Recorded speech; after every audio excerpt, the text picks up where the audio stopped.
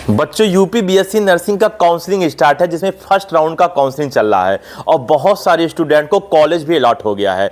किसी को private college मिला है, किसी को गवर्नमेंट कॉलेज मिला है। जिस बच्चे का जैसा मार्क्स था उसके अनुसार उनको कॉलेज भी मिला है। तो आज की वीडियो में हम आपको बताएंगे कि जब आप कॉलेज पे एडमिशन के लिए जाओगे, यानी कि रिपोर्टिंग के लिए जाओगे, तो आपको कौन कौन सा डॉक्यूमेंट्स लेके जाना है। अन्यथा क्या होगा कि आप एडमिशन के लिए जाओगे और आप अपने अनुसार कोई डॉक्यूमेंट्स लेके चलेगा और एक आध भी डॉक्यूमेंट अगर घर पे छूट गया तो आपको वहां प्रॉब्लम हो सकती है। हो क्या सकती है, हो ही जाएगी। तो सबसे पहले आप जान लीजिए कि कौन कौन सा आपको डॉक्यूमेंट्स लेके जाना है। आप उसमें लापरवाही मत करिएगा, सारे डॉक्यूमेंट्स को पहले ही रख लीजिएगा, उसके बाद फिर कॉलेज पे जाके एडमिशन कराइएगा। तो चलिए स्टार्ट करते हैं आज का वीडियो और जानते हैं उन सभी डॉक्यूमेंट्स के बारे में।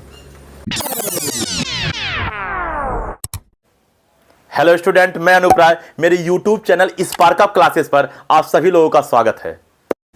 तो आप लोग स्टार्टिंग में तो सुन ही चुके होंगे कि मैं यूपी बीएससी नर्सिंग में जब आप एडमिशन लेने जाओगे तो आपको कौन कौन सा डॉक्यूमेंट्स लेके जाना है, इसके बारे में बताने वाला हूं। तो स्टूडेंट, मैं आपको सबसे पहले बता दूं कि जो आपका ये फर्स्ट राउंड का काउंसलिंग चल रहा है और इसमें जो आपको कॉलेज अलॉट हुआ है, इसके एडमिशन का जो लास्ट डेट है वो आपका 8 जुलाई है। यानी कि 8 जुलाई तक आपका एडमिशन होगा। 9 जुलाई से फर्स्ट राउंड का एडमिशन नहीं होगा। आज आपका 3 जुलाई हो गया है, तो आपके पास केवल 5 दिन का समय बचा है। इसलिए मैं आपको सतर्क कर देना चाहता हूं कि आपको कौन कौन सा डॉक्यूमेंट्स लेके जाना है। आप लापरवाही बिल्कुल मत करिए, अन्यथा वहां पे जाने के बाद जब आपको पता चलेगा कि आपने मतलब मान लो 10 डॉक्यूमेंट्स आपको लेके गए और 1-2 डॉक्यूमेंट भी अगर आपको छूट गया तो आपके लिए बहुत ही दिक्कत हो सकता है। हाँ, एक बात आप जरूर ध्यान दीजिएगा कि जितनी भी मैं आपको डॉक्यूमेंट्स के बारे में बताने वाला हूं, उस सारे डॉक्यूमेंट्स के आपके पास 2-2 फोटोकॉपी होना चाहिए। यानी कि 2-2 आपको फोटोकॉपी लेके जाना है। आप चाहो तो मतलब 3 करा लेना, 4 करा लेना, लेकिन आपका 2 लगने वाला, 2 से कम मत कराना, अन्यथा आपको दिक्कत हो जाएगा। और जितने भी फोटोकॉपी है वो सेल्फ अटेस्टेड होने चाहिए। सेल्फ अटेस्टेड के बारे में आपको बताया था कि यानी कि सभी फोटोकॉपी पे आपका सिग्नेचर होना चाहिए। ऐसा फोटोकॉपी आपका सेल्फ अटेस्टेड कहलाता है। तो चलिए मैं एक एक करके आपको बताता हूं। इसमें अगर मैं सबसे पहला बात करूं तो आपको एप्लीकेशन फॉर्म का प्रिंट आउट लेके जाना है और उसका प्रिंट आउट का 2 फोटोकॉपी लेके जाना है, जो कि मैं आपको पहले ही बता दिया कि हर एक चीज का आपको कम से कम 2 फोटोकॉपी लेके जाना है। तो जो आपने एप्लीकेशन फॉर्म भरा था आपको प्रिंट आउट निकलवा लेना, उसके 2 फोटोकॉपी आपको लेके जाना। ठीक। दूसरा, आपको जो आपका एडमिट कार्ड है उस एडमिट कार्ड का भी आपको 2 फोटोकॉपी लेके जाना है। ठीक है ना, एडमिट कार्ड का। तीसरा, अगर मैं आपको बात करूं तो आपका जो मतलब रिजल्ट आया, यानी कि जो आपने बीएससी नर्सिंग का एग्जाम दिया था उसका जो रिजल्ट आया है उस रिजल्ट के भी 2 फोटोकॉपी होना चाहिए। चौथा, आपका जो अलॉटमेंट लेटर, यानी कि काउंसलिंग के दौरान जो आपको अलॉटमेंट लेटर मिला है उसका भी आपके पास 2 फोटोकॉपी होना चाहिए। पांचवा, अगर मैं बात करूं तो आपके पास क्लास 10th के मार्कशीट का फोटोकॉपी होना चाहिए और सबका 2-2। देखो मैं बार बार इस बात को रिपीट कर रहा हूं कि 2-2, आप इस बात को भूलना मत, ठीक है। 2 से कम मत कराना, इसलिए मैं आपको बार बार जगा रहा हूं इसमें। अच्छा, क्लास 10 का मार्कशीट का हो गया। अच्छा, क्लास 10 के मार्कशीट में खास बात क्या होता है स्टूडेंट, कि उसमें डेट ऑफ बर्थ होता है, यानी कि उसको डेट ऑफ बर्थ के लिए भी जाना जाता है क्लास 10 का मार्कशीट। तो इसलिए क्लास 10 का मार्कशीट तो कंपलसरी ही है। वैसे तो कंपलसरी हर है, लेकिन क्लास 10 का मार्कशीट में एक खास बात होता है कि उसमें डेट ऑफ बर्थ होता है। इसलिए आप देखेंगे कि डेट ऑफ बर्थ का कोई अलग से सर्टिफिकेट नहीं लगता होगा, वो आपके क्लास 10th में ही होता है। तो क्लास 10th का मार्कशीट आपका स्पेशली डेट ऑफ बर्थ को इंडिकेट करता है। उसके बाद आपको क्लास 12th के मार्कशीट का भी फोटोकॉपी आपको लेके जाना है। ठीक। फिर आपको अपने विद्यालय से कैरेक्टर सर्टिफिकेट बनवा लेना है, यानी कि सीसी कैरेक्टर सर्टिफिकेट बनवा लेना और उसकी भी फोटोकॉपी आपको ले जाना है। फिर आपको अपने विद्यालय से ट्रांसफर सर्टिफिकेट यानी कि टीसी भी बनवा लेना है। अच्छा, बहुत सारे बच्चे ये कहते हैं कि सर ट्रांसफर सर्टिफिकेट और कैरेक्टर सर्टिफिकेट बनवाने में बहुत टाइम लगता है। तो कुछ टाइम नहीं लगता है। मैंने कमेंट में बहुत सारे स्टूडेंट का ये चीज़ पढ़ा था, तो बिल्कुल टाइम नहीं लगता। आप अपने विद्यालय पर जाएँ और अपने प्रधानाचार्य से, मतलब अपने प्रिंसिपल से या अपने मतलब टीचर से आप बोलिए, तो वो आपको बनवा देंगे। अगर वो नहीं बनवाने तो कहीं ना कहीं वो आपको लापरवाही कर रहे हैं, आपको गुमराह कर रहे हैं कि 4 दिन का समय लगेगा, 8 दिन का समय लगेगा। इसमें कोई टाइम नहीं लगता है, 1 दिन में ही बन जाता है। तो आप उनसे प्रेम से कहिएगा तो बिल्कुल वो बनवा देंगे। ठीक है ना। तो आपका कैरेक्टर सर्टिफिकेट हो गया और आपका टीसी यानी कि आपका ट्रांसफर सर्टिफिकेट हो गया।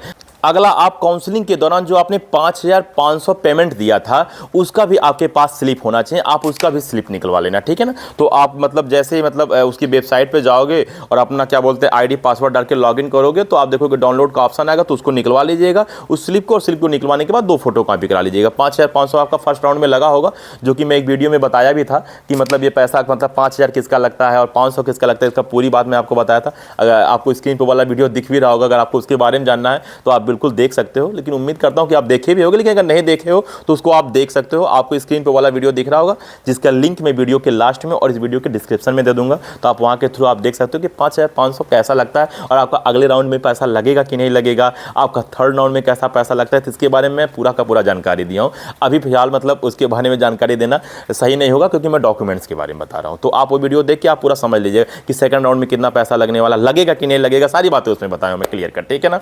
तो आपका जो काउंसलिंग वाला फीस था 5500, उसका भी आपको फोटो कॉपी लेके जाना है। अब बात करें कि जो आप फीस जमा करें, कॉलेज फीस जो कि आपका 40,000 रुपया है, 40,000 रुपया है, उसका भी आपको स्लिप निकलवा लेना है और उसका भी फोटो कॉपी आपको लेके जाना है। अगला जो है, जो आप काउंसलिंग के दौरान कॉलेज चॉइस किए थे, उसका भी आप प्रिंट आउट निकलवा लीजिएगा, यानी कॉलेज चॉइस का भी आपको प्रिंट आउट लेके जाना है।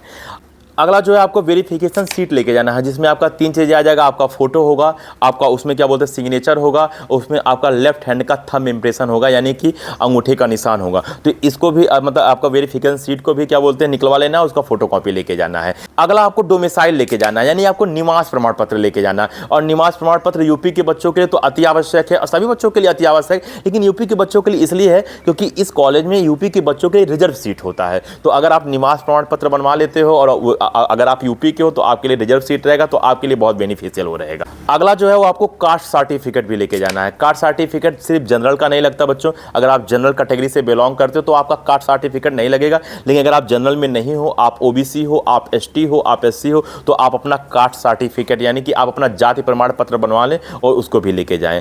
अगला जो है, आपको special caste certificate. Special caste certificate का मतलब है कि जनरल के कुछ स्टूडेंट ऐसे होते हैं जो ईडब्ल्यूएस के अंतर्गत आते हैं, तो अगर आपके पास ईडब्ल्यूएस कास्ट सर्टिफिकेट है तो भी आप लेके जाओगे, बेशक आप जनरल हो, या आप एनसीसी आपने ज्वाइन कर रखा है, आपके पास उसका सर्टिफिकेट है तो भी आप उसको लेके जाओगे। तो स्पेशल जो सर्टिफिकेट एनसीसी ईडब्ल्यूएस, इसको भी आपको लेके जाना है।